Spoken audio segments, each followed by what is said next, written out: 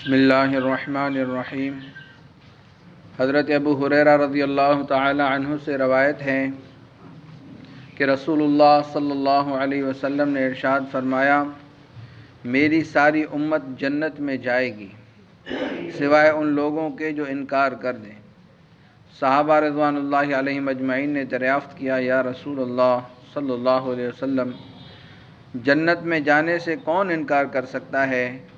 آپ صلی اللہ علیہ وسلم نے جواب میں ارشاد فرمایا، جس نے میری اطاعت کی وہ جنت میں داخل ہوا، اور جس نے میری نافرمانی کی یقیناً اس نے جنت میں جانے سے انکار کر دیا۔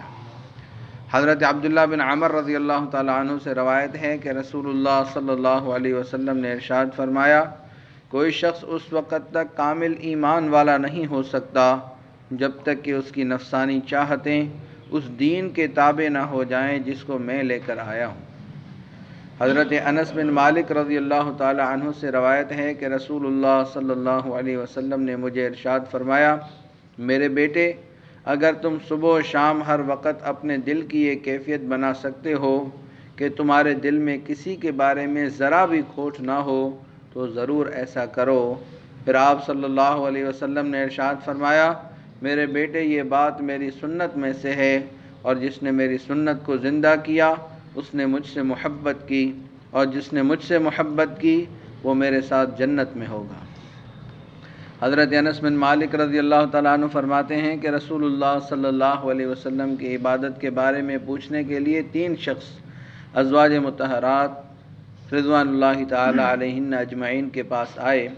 جب ان لوگوں کو رسول اللہ صلی اللہ علیہ وسلم کی عبادت کا حال بتایا گیا تو انہوں نے آپ صلی اللہ علیہ وسلم کی عبادت کو تھوڑا سمجھا اور کہا، ہمارا رسول اللہ صلی اللہ علیہ وسلم سے کیا مقابلہ؟ اللہ تعالیٰ نے آپ کی اگلی پچھلی لغزشیں اگر ہوں بھی تو معاف فرما دی ہیں۔ ان میں سے ایک نے کہا، میں ہمیشہ رات بھر نماز پڑھوں گا۔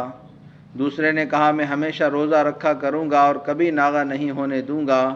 تیسرے نے کہا، میں عورتوں سے دور رہوں گا، کبھی نکاح نہیں کروں گا۔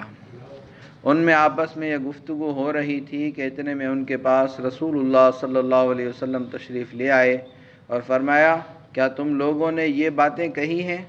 غور سے سنو، اللہ تعالیٰ کی قسم، میں تم میں سب سے زیادہ اللہ تعالیٰ سے ڈرنے والا ہوں اور تم میں سب سے زیادہ تقوی اختیار کرنے والا ہوں، لیکن میں روزہ رکھتا بھی ہوں اور نہیں بھی رکھتا، نماز پڑھتا ہوں اور کچھ سوتا بھی ہوں، اور عورتوں سے نکاح بھی کرتا ہوں۔ یہی میرا طریقہ ہے، لہٰذا جس نے میرے طریقے سے اعراض کیا وہ مجھ سے نہیں ہے۔